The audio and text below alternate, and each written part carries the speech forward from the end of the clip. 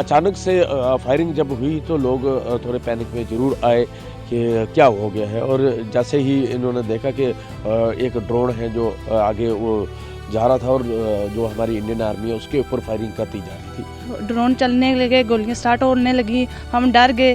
जब रात को फायरिंग हुई हमने बोला नीचे चले जाते हैं, गोलियां आ रही हैं उधर से। यहाँ से रजौरी हमारा कम से कम 70 किलोमीटर है।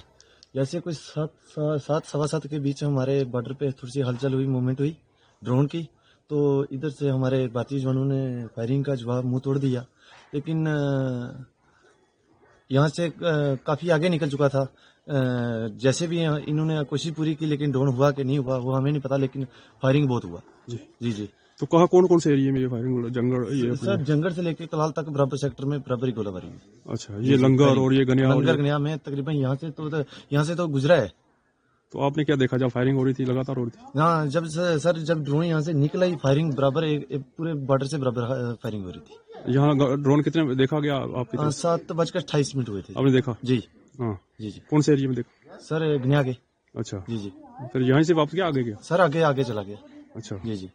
तो किस तरह से हमारी सेना जो है अलर्ट सर है पूरी हमारी तरह से? सेना ने मुंह तोड़ जवाब दिया, अलर्ट है बिल्कुल बॉर्डर पे। हम सेना का शुक्रिया अदा करते हैं कि हम उनके सहारे यहाँ पे बैठे हुए हैं। पाकिस्तान की तरफ से एक ड्रोन है जो वो भेजा गया, लेकिन हमारी जो इंडियन आर्मी है बड़ी सतर्क है और जैसे ही इनको खबर मिली उसकी और इन्होंने फायरिंग किया है, उसके बाद में उसने भागने की कोशिश की है। अभी आगे की जानकारी तो आर्मी ही बता सकती है कि क्या हुआ उसके ऊपर। बाकी ये है कि हमारी जो इंडियन आर्मी है ये हमेशा सतर्क है और पाकिस्तान की तरफ से जो भी नापाक हरकत की जाएगी उसका मुंह तोड़ जवाब देते भी हैं और आगे भी देते रहेंगे। किस तरह से हमारे सर लोग जो हैं यहाँ पे एलओसी पे डटे रहते हैं, हमेशा सेना के साथ कंधे से कंधा मिला के रहते हैं और यहाँ पे जो है सुरक्षित महसूस कर रहे हैं एकदम, क्या कहना चाहेंगे?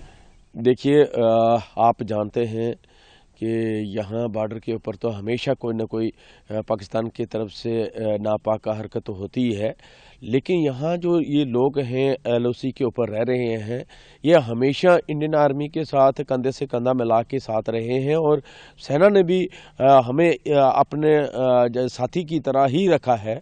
वो भी हमारी सुरक्षा के लिए कोई कसर नहीं छोड़ते हैं।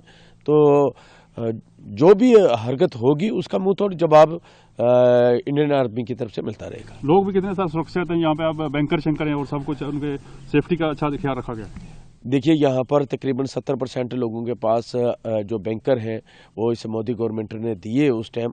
और आज भी ये नहीं है कि फायरिंग आएगा तो लोग भाग जाएंगे, पहले भी भागते नहीं थे, लेकिन अभी तो हमारे पास बैंकर हैं और बैंकर में सुरक्षित हैं, हमारे जो बच्चे हैं वो भी सुरक्षित हैं। तो बाकी ऐसे कोई बात नहीं है। सर रात को जब ये ड्रोन देखा और फायरिंग हुई, थोड़ा पैनिक हुआ लोगों में, कुछ हुआ?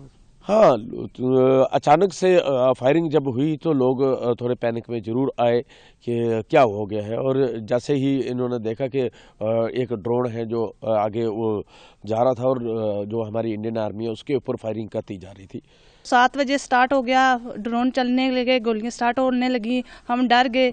खाना खाने लगे थे, मैंने बोला चलो मोर्चे में चलें, तो देख के हम गरबा गए थे। हमने बोला फायरिंग स्टार्ट हो गई है। तो किस तरह से बैंकर जो मिला हुआ आपको, किस तरह सेफ्टी है? मोदी साहब ने दिया हुआ है, सेफ्टी ले ली बैंकर। हाँ, तो आप उसमें चले जाते हो जब? हाँ, जब रात को फायरिंग हुई हमने बोला नीचे चले जाते हैं, गोलियां आ रही हैं उधर से।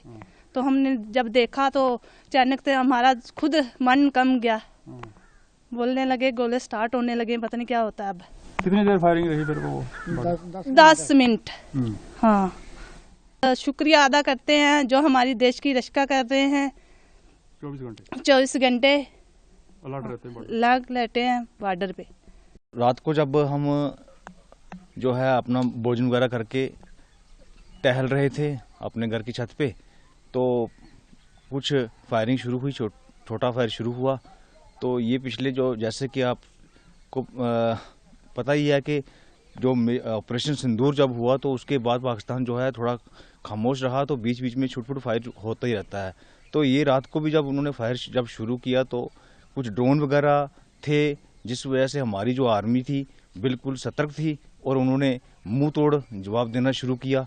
और जो है कुछ आग की तरह जो गोलियां आ रही थी वो हम सभी ने देखी और हमारी जो आर्मी ने मुंह तोड़ जवाब दिया और उनके जो ड्रोन वगैरह थे वो वापस चले गए या कहाँ क्या हुआ। तो जो भारतीय सेना जो है वो मुंह तोड़ जवाब देने में हमेशा ही सक्षम रहती है और हमारे जो लोग जो हैं वो भी हमेशा भारतीय सेना के साथ हमेशा ही खड़े रहते हैं। किस तरह से पाकिस्तान की तरफ से नापाक हरकत होती रहती है कुछ ना कुछ जो है ना यहाँ पे बॉर्डर पे LOC? पाकिस्तान तो हमेशा ही करता रहता है, कुछ ना कुछ नापाक हरकतें करते रहता है। कायराना हरकत जो है हमेशा ही पाकिस्तान की तरफ से की जाती है। कुछ दिनों से छोटा मोटा फायर जो है चल रहा था, तो रात को जो है अचानक से ही जो फायरिंग शुरू हुई तो उसमें हमारी जो भारतीय सेना थी उसने मुंह तोड़ जवाब दिया। लगभग 7-8 मिनट तक ये फायरिंग रही। पाकिस्तान कभी सुधरने वाला नहीं है। कभी कभी छोटे छोटे बच्चे भी खेलते कूदते रात को भी तो अचानक फायर कर देता है।